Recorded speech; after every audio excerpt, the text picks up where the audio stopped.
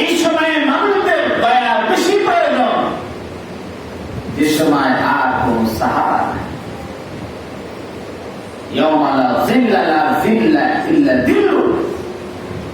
এমন পরিস্থিতি যেদিন আল্লাহর আরশের ছায়া ছাড়া কোন ছায়া নাই।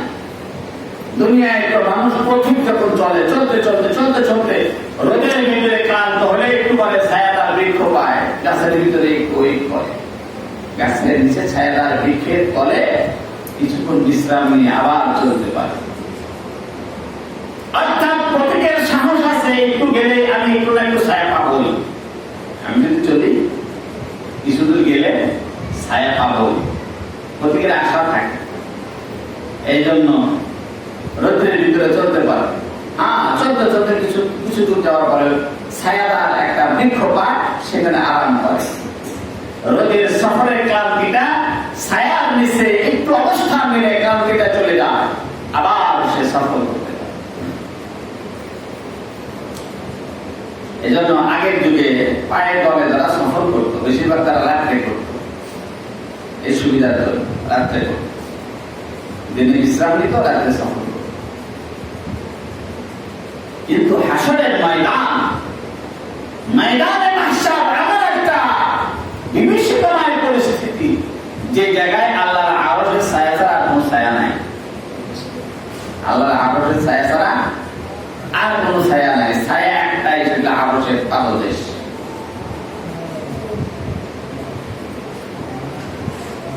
কিন্তু আশ্চর্যজনক বিষয় হলো, মানুষ চাইলেই সেই ছায়ায় আশ্রয় গ্রহণ করতে পারবে না। মানুষ চাইলেই যার ইচ্ছা সেই আরশের পাদদেশে সেই ছায়ার তলে আরোহণ করতে পারবে না। আরাম করার জন্য সুযোগ জায়গা দিতে পারবে না। ইচ্ছা করলে সেখানে যেতে পারবে না। ওইখানে যাওয়ার জন্য ভিন্ন কোয়ালিটি লাগে। ওইখানে যাওয়ার জন্য কি লাগবে? কোয়ালিটি সম্পন্ন হতে হবে। ওইখানে যাওয়ার জন্য নিজেকে যোগ্য করতে হবে। ওইখানে যাওয়ার জন্য নিজেকে উপযুক্ত করে গড়ে তুলতে হবে। মনে চাইলে যাওয়া যাবে না। আরে হাসরের ময়দানে কষ্ট হইতেছে, যাই একটু দৌড়াইয়া যাই, আরশের ছায়া তলে একটু আরাম করে আনি, এই সুযোগ আছে? সংরক্ষিত এলাকা। সাবআতুন ইউযিল্লুহুমুল্লাহু বিযিল্লিহি ইয়াওমা লা যিল্লা ইল্লা যিল্লা আরশ। সাতটা গুণ লাগে। কয়টা গুণ লাগবে? আল্লাহর আরশের তলে, আল্লাহর আরশের ছায়া তলে স্থান পাওয়ার জন্য সাতটা গুণ লাগে। এই গুণের আলোচনা আমরা করেছিলাম, সামনে যদি সুযোগ হয় করবো ইনশাআল্লাহ। তবে যে জিনিসটা আমি বোঝানোর চেষ্টা করলাম সেটা হলো যে আরশের বিভীষিকাময় এই মুহূর্তে, যে সময় মানুষের মাথার অর্ধহাত উপরে লক্ষ লক্ষ কোটি কোটি গুণ বেশি কিরণ বিশিষ্ট সূর্য যখন চলে আসবে, পায়ের নিচে জমিতে হবে তামা। সূর্যটা চলে আসবে মাথার এক বিভব পরিমাণ জায়গায়, এত নিচে চলে যখন আসবে, তখন পরিস্থিতিটা কি হবে বলেন তো? এই যে বাইরে রোদ হইতেছে, রোদে গিয়ে 10 মিনিট দাঁড়ানো যায়, অথচ সূর্য এখন আমাদের এখানে মাথার উপর থেকে সূর্য কত লক্ষ কোটি গুণ দূরে।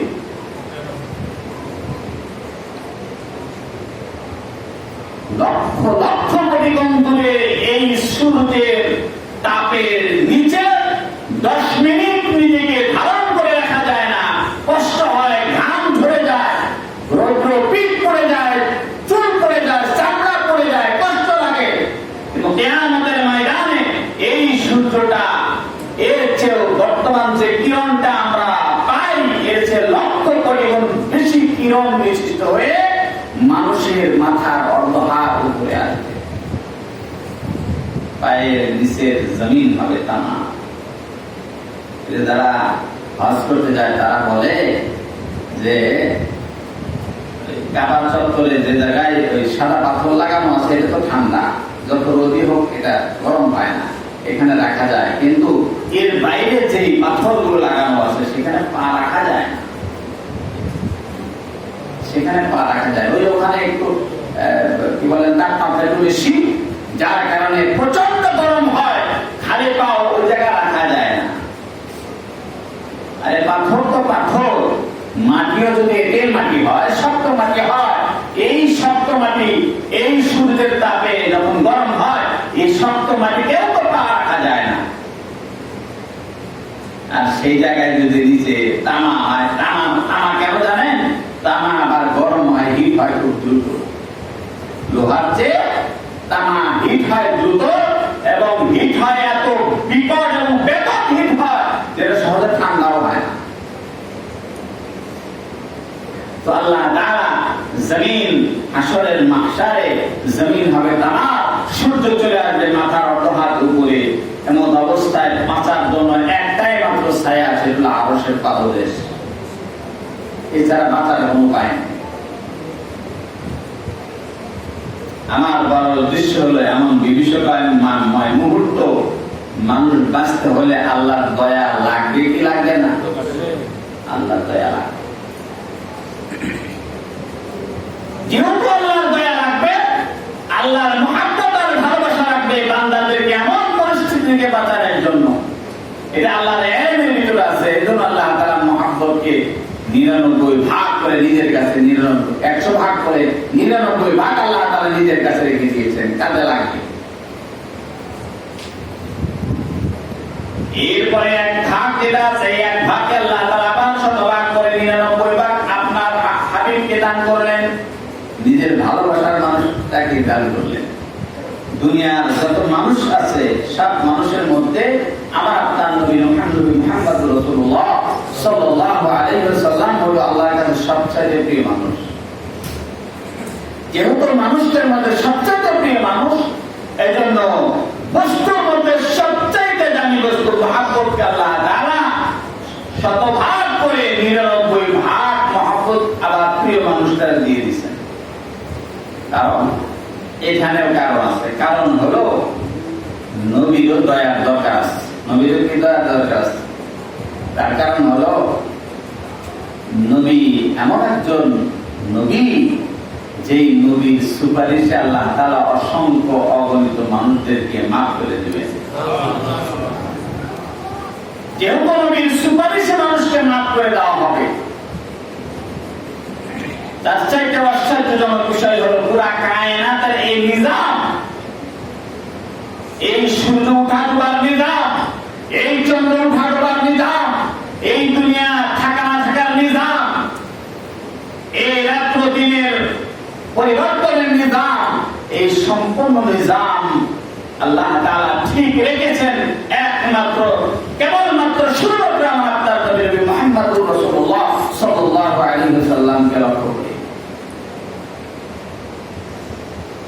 কাজেই এমন ব্যক্তি যদি দয়াশীল না হয় তাহলে কি চলে? এই জন্য আল্লাহ তাআলা এই নবী পাকের ব্যাপারে কোরআনে আয়াত নাযিল করে দিয়েছেন, ওয়া আরসালনাকা ইল্লা রাহমাতাল লিল আলামিন। এই নবী, আমি তো আপনাকে বিশ্ববাসীর জন্য রহমত স্বরূপ নাযিল করে দিয়েছি।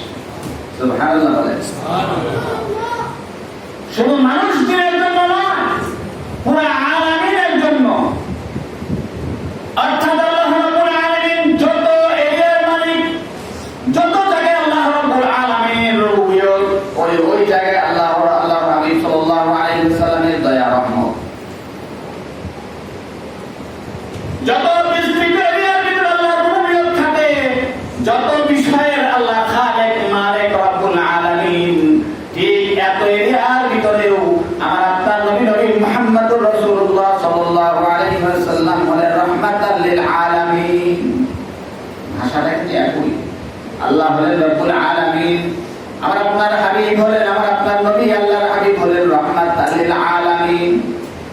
অর্থাৎ যে যে জায়গায় আল্লাহ আল্লাহ, ওই ওই জায়গায় আমার আপনার নবী মুহাম্মদুর রাসূলুল্লাহ রহমত। সুবহানাল্লাহ।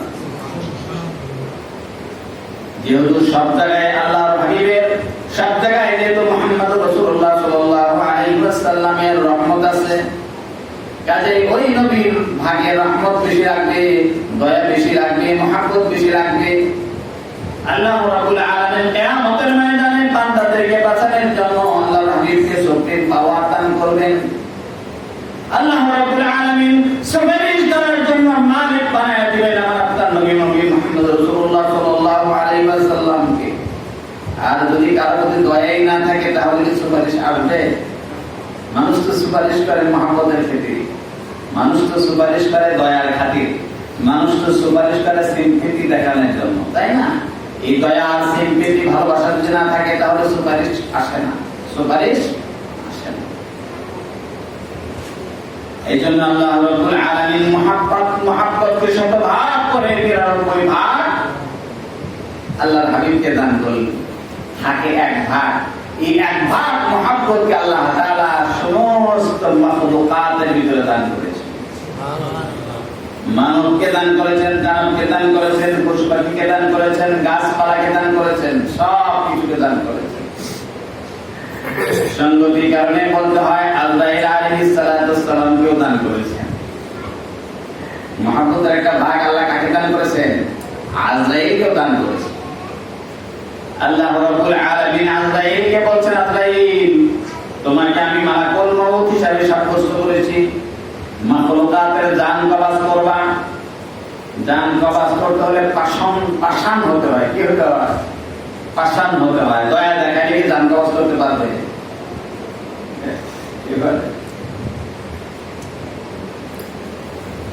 একজনের হাতা করতেছে, মারার জন্য ছুরি মারতেছে, কয় যে একটু আস্তে মার, মানুষ দায় করার চোখটা বাঁচাস। কি করে? চোখটা বাঁচাস। তোকে আমি হত্যা করে ফেলবো, তোকেই তো আমি বাঁচাবো না, তুই চোখ দিয়ে করবি। মহাব্বত যদি না থাকে তখন আরেকজনকে মারা যায়। কি বলে? মহাব্বত না থাকলে মারা যায়, মহাব্বত থাকলে মারা যায় না। তো একজন আরেকজনকে মারতে হলে পাষাণ হতে হয়। তো আজরাইল যেহেতু পুরা কায়নাতের মাখলুকাতের জান কবজ করার দায়িত্বে আছে, সে যদি বেশি দয়ালু হয় তাহলে কিন্তু জান কবজ করতে পারবে না। তারপরে আল্লাহ তাআলা মহব্বতের একটা অংশ তাকেও দান করেছেন। আল্লাহ রাব্বুল আলামিন আজরাইলকে জিজ্ঞাসা করতেছে, আজরাইল তোমাকেও তো আমি মহব্বতের একটা অংশ দান করেছি, তুমি কি কে পেয়েছো? কোন সময় তুমি কি বুঝতে পেরেছো তোমার ভিতরে মহব্বত আছে? আজরাইল আলাইহিস সালাম আল্লাহ তাআলাকে বলে, আল্লাহ হ্যাঁ আমিও, আপনি যে আমাকে মহব্বত দিয়েছেন এই মহব্বতের একটু আঁচ আমিও করতে পেরেছি। বলে কিভাবে? বলে বিভীষিকাময় মুহূর্ত, একটা নারী কেবলমাত্র প্রসব করেছে বাচ্চা, এই বাচ্চার জন্য একমাত্র সাহারা, একমাত্র আশ্রয়স্থল অবলম্বন হলো মা। অথচ এই বিপদ সংকুল মুহূর্তের মধ্যে যখন আপনি মার জান কবজ করার জন্য আমাকে হুকুম করেন, ওই মুহূর্তে আমি আমার দয়ার ভিতরে বাচ্চার মহব্বত অনুভব করতে পারি।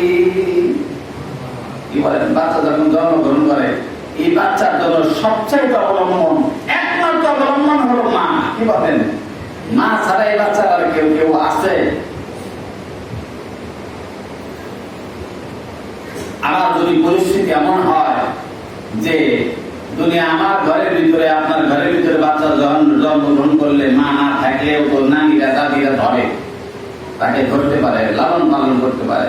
কিন্তু পরিস্থিতি যদি এমন হয়, মনে করেন যে সাগরের জাহাজে আমাদের উদাহরণ আছে, সাগরের ভিতরে তখ্তের ভিতরে ভাসতেছে একটা মা, এই তখ্তের ভিতরে মা প্রসব করে দিয়েছে বাচ্চা। আচ্ছা বলেন তো এই জায়গায় মা তারা বাচ্চার আর কেউ আছে? এমন অবস্থা আল্লাহ তাআলা আজরাইল হুকুম দান করলেন, আজরাইল যাও এই বাচ্চার মার জানটা কবজ করে নিয়ে আস।